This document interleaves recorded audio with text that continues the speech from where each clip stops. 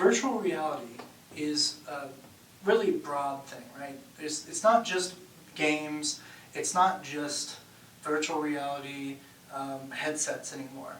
VR has kind of been this term.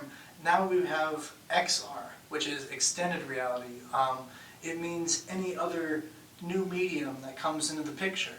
So we have XR now, we have VR, virtual reality with headsets, we have mixed reality, which is HoloLens. Nothing really exists that's mixed reality except a few things where you can see the real world and select things. And then augmented reality, where maybe you're on a mobile phone and you're looking around and you see, oh, there's a Pikachu, right? Pokemon Go is one of the popular augmented reality apps, but there's more useful ones, such as certain companies use augmented reality apps for their employees so that they can get information about things. Whole user manuals can pop up. Mixed reality actually is being used, the HoloLens is being used by, I think, Boeing to let their employees really find deep details in like these guidebooks. Essentially, it lets the user have a lot of access to information at this point. So that's the professional use. There's also going to be VR surgeries soon. But one of the most important things is VR journalism to us, right? That's our department, and that's what we do. So what we think VR is useful for is telling stories, right? Bringing people into the truth. I think truth is actually one of the most important things in journalism, and text is a far cry from the truth. The truth is complex. Text conveys important information. Photos convey 1,000 words per photo, right? Video, maybe more. 360 video tells you almost too much. You get a lot of information, and it helps to provide a focus. So you do provide focus, but you also get transported to that place when you put the headset on. It's like teleportation on the cheap, right? Instead of moving all of your electrons, we just move some photons to you. We help you figure out what's happening around your scene, and you can hear it, and it's all happening there. I think it's going to be so deep. We're going to find some really deep stories in virtual reality over the coming years. It's just that people aren't really trained for it yet. Everyone is an enthusiast of trying it, and I'm excited. I've spent since 2016 trying to learn about virtual reality, and now after 4 years I'm here. I've taught this course already, and yeah, it's been exciting. We made some great experiences last time. It was kind of like in the alpha stage. I think with this class we'll be moving past the beta, and we'll be doing a pretty good job in creating new content that has depth to it. It was really impressive to see the students in last fall in 2019. They came up with these beautiful concepts, like there was one, my friend Vince, known him since we were at De Anza, and he came up with this thing, just, it was all his idea, have an Instagram person, have a museum of this person. So there was all the posts they made, in different places, people lounging around the museum, and you could, walk around and see maybe a video, and you could see the truth, where like, babe, come on, let me take this video, and it was like showing the truth behind the post, like it's hard to make, or it was just kind of like an interesting artistic project. I made one that was about being kind of a custodian or saving the Tule elk, which is an endangered species in Point Reyes. There are a few other honorable mentions. Shin Yukao, one of the previous TAs that worked with me in the lab, she created something that kind of protested against the use of bear bile, or a certain organ in bears in China, kind of an inhumane use, so it was kind of a humane advocacy experience. And then you had some other great ones. There was one that there were a few that talked about domestic violence and what it's like to be like going through this maze of different things he says, and him putting this woman down and her finding her way out into like a happy space. It's just really deep stuff. So I think it's going to be a powerful tool for conveying messages. And yeah, you can editorialize, and yeah, maybe the virtual experiences won't be the truth, but that's kind of the point. It's like, it's the human experience. It's the human creativity. It's you creating, like, this is my story, come experience it with me. And I think that's deep, and I think that, it conveys what you've learned over your life, and I'll pass on that message. Is it news journalism? No, I don't think it should be labeled like that.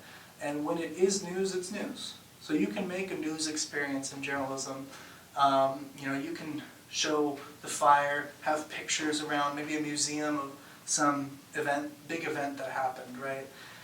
I think that VR is going to be really important in future storytelling because, I feel like, oh, did you experience, right, Napoleon? Did you experience, like, the Irish potato famine? No, you just maybe read some notes about it in a history book. But future generations, they're going to actually have these experiences we make to document the truth. And I think that's going to be big for journalism. We're going to be historians like we have been in the past, but in a deeper way. We're going to actually have a marketable skill. It's going to be huge. There's going to be an explosion of virtual reality and at least augmented reality with devices. So I'm very excited to see what comes next. Celine Tricard wrote the book on virtual reality filmmaking. She called it immersive filmmaking. She started with a list of terms, so I'll start with those terms as well. There's virtual reality, which is wearing a headset, being immersed in a virtual space, not a recorded space. There's immersive reality, which is maybe 360 video, right? Which is being in 360 video. You can't move your head around in it. There is one position to look around. Motion controls brought the field to a new level of immersion. We were able to get controls and being able to touch things. Now we know that at least 1 million units have been sold of the Oculus Quest. We know that there are probably about 40 million users, and that number will only climb. We're like in the black and white era of virtual reality. It's the beginning, technology's new. People aren't buying it and putting it in every home yet. But when you graduate, maybe 10 years after that, this technology is going to take off because the technology will just get cheaper. We'll all have headsets. We'll all be able to view media, not just on the headset, but perhaps on our phone, through augmented reality, which allows us to look around and see through the phone. Like Pokemon Go did, you might have seen that. You could see the creature on the landscape. That's what we're going to experience with information, where maybe we'll look around for our reviews of restaurants, right? We'll just pull out our phone and there'll be a window into reviews of that restaurant or information, a note someone left kind of in that part of the street. And virtual reality, augmented reality, mixed reality, I think they're all going to lend themselves to journalism. We tell the truth, or we try to tell stories, and those are only going to get deeper. With each medium, we've gone deeper, right? It's text can whisk you away in your imagination, but it doesn't tell the full truth. It doesn't, just show everything as it is. You can try. Pictures with 1,000 words is the saying. Well, what about immersive 360 virtual reality? What about interactive virtual reality, where you have a world that you can interact with as if it's the real world, with highlighted things to help you uncover the facts or what we know. I think that these environments provide just a whole new paradigm shift. It's going to be like a new epoch of information sharing. And journalism has a part to play in that. So I'm happy to be training journalists. And yeah, we're gonna show you just what you can do. In our course, we teach virtual reality. We teach to create virtual worlds through Unity, and that's an advanced program that lets you program anything, a program for anything from a phone to game console to your computer. So you can also make virtual reality controls in Unity, and that's what we're going to teach. There's also 360 video, and that's going to be probably the most approachable for any media professionals. You place it down on a tripod, you teleport the viewer. Yeah, maybe I can't interact yet, but I think virtual worlds, right, like the Unity portion, will help us learn how to create an interactive environment where, viewers, users can start interacting with the story, uncover things. Their curiosity can become the thing that lets them see the last few graphs, right? The last few paragraphs of the story. It won't be forced upon them, maybe like in text, they just flip past it. They'll be interested enough, hopefully, to go find it. And we'll show them the most important stuff on the top, right? So inverted pyramid, you'll have this in the style of newspapers where they put the most important information on the top. We'll have that right up top, like this is the title, and the description probably explains the meat of the experience, and that's just on the outside. But once you're on the inside, I think we're going to be able to show people a whole new world of what it means to read the news or experience a feature story. We've seen a lot of TED Talks over the last years talking about how it's going to increase empathy, and I think it will. You look at, just one of my documentaries I did. I made a few people I know cry just putting this on, and we showed this wonderful man. I worked with a graduate student, Andrea Hernandez, and Forrest Lee Johnson, and we went to Alcatraz. We recorded this man who just got out, released from San Quentin, all for stealing a VCR player, but it was his third strike. And the three-strike law was unjust in California. So you started, when people kind of see that text and hear him talking about his experience, you start to feel a lot of empathy for this man, because he's at our level with you. He's talking to you. He's saying, this is what happened. He's not accusing you. He's just telling his story. And it's deep. It's like being there with someone. And I think, it's going to be kind of like that. Like, we'll hear stories. We'll synthesize it. It'll become a part of our information. And I think it's going to be profitable as well, because what kind of ads can you put in that space? I mean, I think it'll be a lot more successful than a 2D ad. I think it'll be, like, here's your Coke. You'll pick up, you'll see an experience around you. Maybe you'll be inside. Already, you can be inside of new cars. You can try on shoes in augmented reality.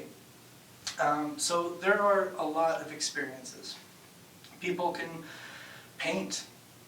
They can paint in this world, VR applications. Like, it's just insane. And you can be kind of immersed in that person's 3D painting. Like, it's all around you.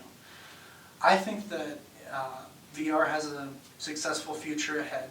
I'm banking on it. I know that people want more. They want more depth. They want, more than just this smartphone scrolling. I think it's been monetized very well, and I think everything's geared to fit it. But something's going to disrupt this, and it's going to get a lot deeper. Experiences are going to become much more rich in the digital space as internet speeds go up, fiber technology goes up, Musk's satellites, transmit people's gaming information at a much lower latency, I think that there will be a world that's much more connected and maybe has brotherhood, hopefully. Right? That's what I hope for. And I think through VR we can find that. I think there is an evil that could take hold, and I think, you could just try to monetize everything in a bad way. I think that there are bad outcomes, but I think there are very good outcomes as well. And we need to encourage those, fund those, this kind of experience, like, not this, but virtual reality, I think it's something that good needs to, I don't know what's good and bad, but what good and bad is. It's being good to one another, helping one another, right? I think for that to succeed, we need just a lot of investment in the right things, right? Like social experiences with no microtransactions. Advertising is fine because it's to you who you are as a person, but just more of that for journalists. I think it'll be great. We'll have advertising on our side. We'll be able to create stories. People will be able to lounge around. Most of the experiences are created for being seated. Will it be that maybe people don't want to sit next to each other and wear these? Maybe. Maybe people do want to be isolated sometimes. But if they want to experience it together, like one easy feature on the Oculus Quest is the ability to share what you're seeing onto a screen.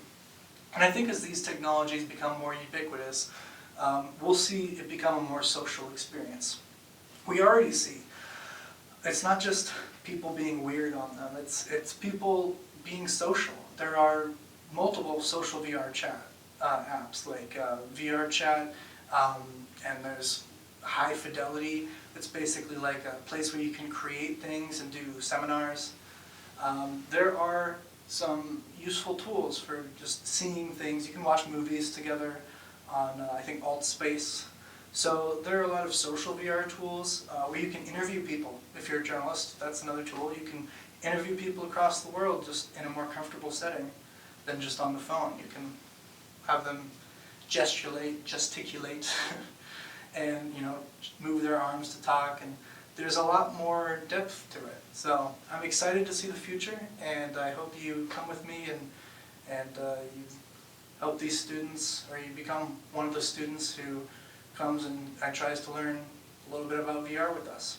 So from SJSU and Dwight Bittle Hall, not from our home during this pandemic, but we hope to see you soon.